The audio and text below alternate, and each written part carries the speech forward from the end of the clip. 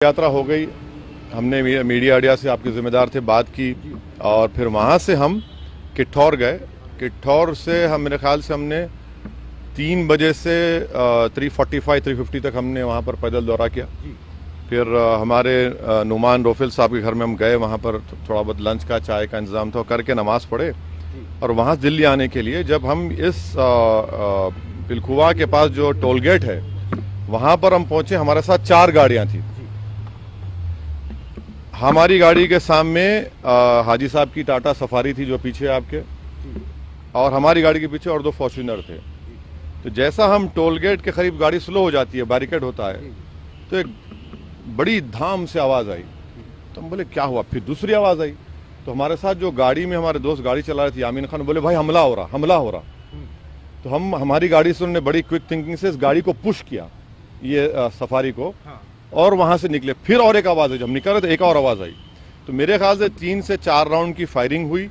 हमारी गाड़ी के लेफ्ट साइड के ऊपर 2 होल्स के निशान है, एक गोली शायद, और एक निशान है लेफ्ट साइड मडगार्ड के ऊपर।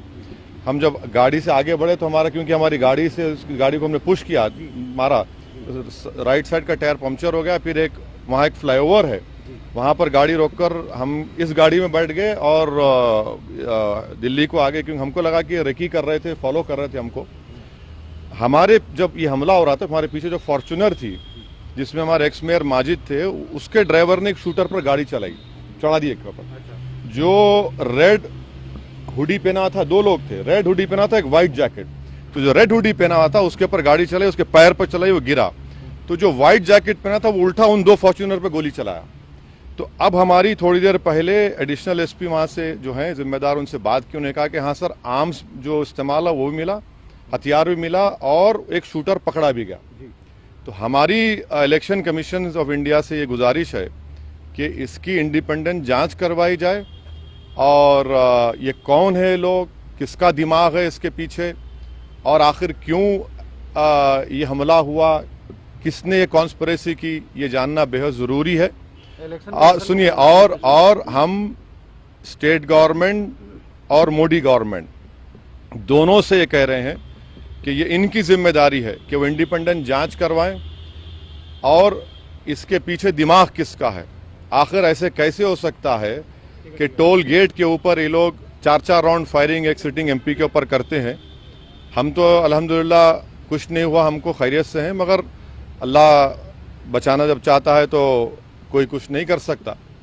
मगर आज ये हुआ है। अभी देखिए, हम तो क्या उम्मीद करते हैं कि आपको क्या लगता है कौन हो सकते हैं आखिर? नहीं, मुझे देखिए हमको कई बार लोग धमकी देते हैं, कई बार बहुत सी बातें करते हैं।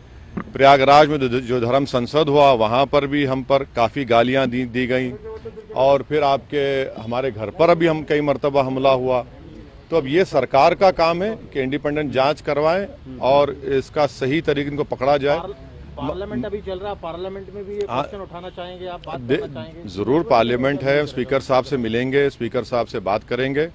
हम इलेक्शन कमीशन को भी लेटर लिख रहे हैं, और सरकार जो स्टेट गवर्नमेंट और सेंट्रल गवर्नमेंट से भी करेंगे। मगर अल्हम्दुलिल्लाह अल्लाह करम में खैरियत से। ये ना सिर्फ कंडेमनेबल है, बल्कि तो सबको सोचना पड़ेगा कि आखिर ये कौन लोग हैं जो इतनी हिम्मत करके गोली भी चला रहे हैं और ये सब हरकतें कर रहे हैं। सर, इलेक्शन से ठीक पहले ये सब क्या दर्शाता है? हाँ, अब नहीं मालूम मुझे। अगर ये लोग, ये मारने वाले, अगर ये समझ रहे हैं कि हम पीछे हट जाएंगे, हम डर जाएंगे, हम शुरू दिन से कह रहे हैं कि जब तक हमको अल्लाह जिंदा रखेगा हम जिंदा रहेंगे, जिस दिन हमारा वक्त आएगा हम चले जाएंगे।